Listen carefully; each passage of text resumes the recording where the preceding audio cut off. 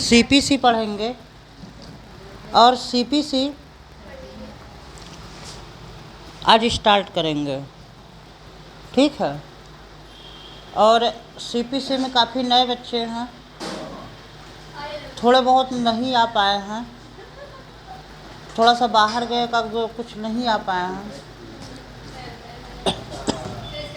ये कुर्सी ले लो। और रिजल्ट सबका अच्छा है।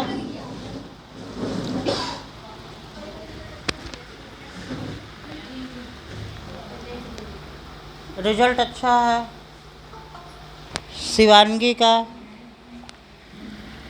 खानसा का और वैष्णवी का और क्या कहते हैं कि कनिष्का, सभी लोगों का अच्छा रिजल्ट है।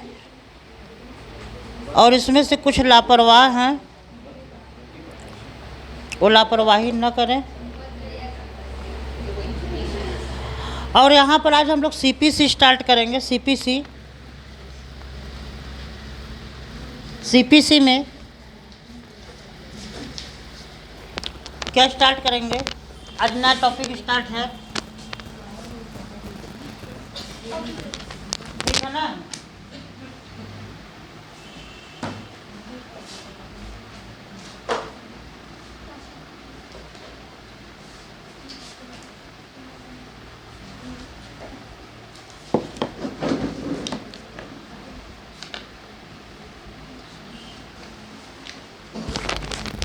The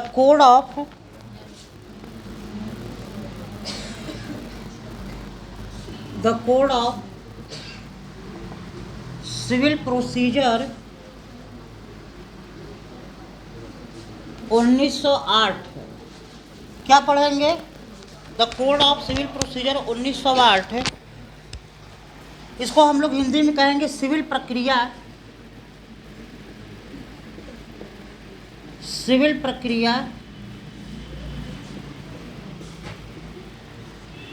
सिविल प्रक्रिया संहिता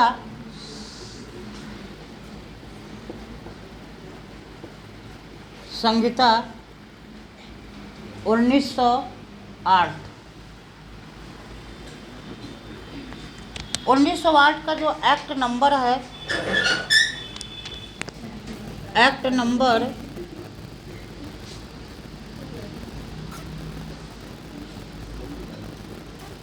5 ऑफ 1908। यहाँ पर बहुत सारे स्टूडेंट नए बैठे हुए हैं, ऑनलाइन भी काफ़ी बैठे हुए नए बैठे हुए हैं, ऑफलाइन भी नए बैठे हुए हैं। और सीपीसी से पहले हम लोग बेसिक कॉन्सेप्ट पढ़ेंगे जो बच्चों को बहुत दिक्कत होती है। बेसिक कॉन्सेप्ट में उनको बहुत समस्या होता है कि लॉ क्या होता है, लॉ कौन बनाता है। इधर ध्यान दो, लॉ कौन बनाता है, लॉ क्या होता है, लॉ कितने प्रकार के होते हैं। बहुत सारे बच्चों की समस्या यहाँ पर यह भी होता है कि केस लॉ हम लोग क्यों पढ़ते हैं, केस लॉ पढ़ने का रीज़न क्या है, AIR क्या होता है, केस को क्यों रिकॉर्ड किया जाता है। आप लोगों को जब हम लॉ पढ़ाते तो वहाँ पर केस लॉ लिखवाते हैं, जो हाई कोर्ट सुप्रीम कोर्ट के द्वारा डिसीजंस दिया गया होता है, उस डिसीजंस को लिखवाते। क्यों लिखवाते हैं, क्या रीज़न है। तो सीपीसी से पहले आप लोग का बेसिक कॉन्सेप्ट क्लियर हो जाए, क्योंकि जब तक कि बेसिक कॉन्सेप्ट नहीं क्लियर होगा तब तक किसी एक्ट को डायरेक्ट पढ़ा देना वो आपको समझ में नहीं आएगा। हमेशा आपके मन में डाउट बना होगा कि ये क्या है। हमने कहीं पर केस लॉ लिखवाया, हमने बताया कि इस केस में ये कहा गया, तो हम उसे क्यों पढ़ रहे हैं। केस के पीछे AIR लिखा होता है, उसका मतलब क्या है, लॉ कितने प्रकार का होता है, ये सारी बातें उन्हें नहीं पता है, बेसिक चीज़ें नहीं पता है, और बेसिक न पता होने के कारण से उनके मन में हमेशा डाउट बना रहता है। और एक ठो नया कॉन्सेप्ट है सोसाइटी में आपके, कुछ लड़कों को बड़ा कंफ्यूज होता है कि सर ये सेक्शन कहीं पर हम लोग पढ़ते हैं, कहीं पर आर्टिकल पढ़ते हैं जिसे हिंदी में अनुच्छेद कहते हैं, और ये सेक्शन क्या होता है, दूसरा कोडेड लॉ क्या होता है, अनकोडेड लॉ क्या होता है। इसको लेकर के बच्चों के मन में बड़े भ्रम रहता है, बहुत डाउट रहता है। तो सीपीसी से पहले अगर हम इसको रिमूव कर दें तो आपका कॉन्सेप्ट क्लियर हो जाएगा। कोई भी लॉ अगर यदि आप पढ़ेंगे तो आपको समझ में आएगा। तो सबसे पहले शुरुआत करते हैं, आप लॉ पढ़ रहे हो, विधि पढ़ रहे हो, कोई भी विधि पढ़ रहे हो, चाहे प्रक्रिया विधि पढ़ें, प्रोसीजरल लॉ पढ़ें या सब्सटेंटिव लॉ पढ़ें, कोई भी लॉ पढ़ें, 2 प्रकार के लॉ होता है। तो सबसे पहले आपको ये बात पता होना चाहिए कि जो लॉ पढ़ रहे हैं ये लॉ बना कहाँ से, कैसे बना, ये कौन बनाता है, किसके पास अथॉरिटी है बनाने की। सबसे पहले ये मालूम हो कि लॉ बनाता कौन है, तब आपको जाकर के क्लियर होगा कि अच्छा यह व्यक्ति लॉ बनाता है, और ये लॉ बनाता है कैसे बनता है। तो पहले हम बेसिक चर्चा कर ले आपसे, आज बेसिक चर्चा कर ले, तभी आपके कॉन्सेप्ट क्लियर होंगे, नहीं तो बाद में हमेशा आपके मन में डाउट होता है। जैसे कोई भी विधि हो, कोई भी लॉ हो, लॉ बनता कैसे है, लॉ मेकर बॉडी कौन है, लॉ बनाने वाला कौन व्यक्ति है, ऐसा कौन व्यक्ति जो लॉ बनाता है। तो उससे पहले हम चर्चा करें कि प्रत्येक देश को चलाने के लिए एक क्या होता है, संविधान होता है, एक लॉ होता है। प्रत्येक देश को चलाने के लिए हर देश में लॉ, संविधान है, जिसे कहते हैं वहाँ के कॉन्स्टिट्यूशंस। और जो संविधान होता है वो सुप्रीम लैंड लॉ होता है, सुप्रीम लॉ होता है, उससे बड़ा कुछ भी नहीं होता, उसी से देश क्या होता है, गाइड होता है। भारत में भी इसी प्रकार से कॉन्स्टिट्यूशंस, संविधान में भी 2 प्रकार के संविधान होते हैं, एक लिखित संविधान होता है और एक अलिखित संविधान होता है।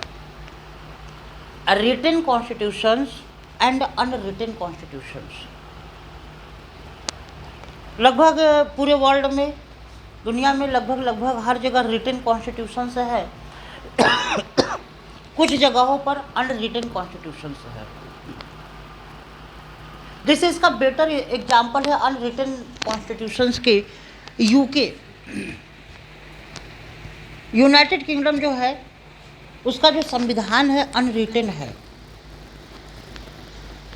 लिखित संविधान नहीं है, एक दस्तावेज के फॉर्म में है, और उस दस्तावेज पर 7 कंटेंट्स लिखे गए हैं, लॉ ऑफ सोर्स वहीं से निकाले जाते हैं। ठीक है ना, जिसे ब्रिटेन कहते हो, ब्रिटिश कॉन्स्टिट्यूशंस, वो अनरिटन कॉन्स्टिट्यूशंस है। संविधान भी 2 प्रकार के हैं, और जो भारत का संविधान है वो भारत का संविधान लिखित संविधान है, दुनिया का सबसे लेंथी संविधान, बड़ा संविधान माना जाता है। जो भारत के संविधान में 395 आर्टिकल हैं, अनुच्छेद हैं, और 12 शेड्यूल है, 22 भाग में डिवाइड है। तो अब जब हम संविधान भारत का पढ़ें तो संविधान जब पढ़ते तो संविधान 3 भागों में बटा हुआ दिखता है, 3 पार्ट में संविधान बटा हुआ है। एक हम लोग देखते हैं लेजिस्लेचर। लेजिस्लेचर का मतलब है विधानमंडल।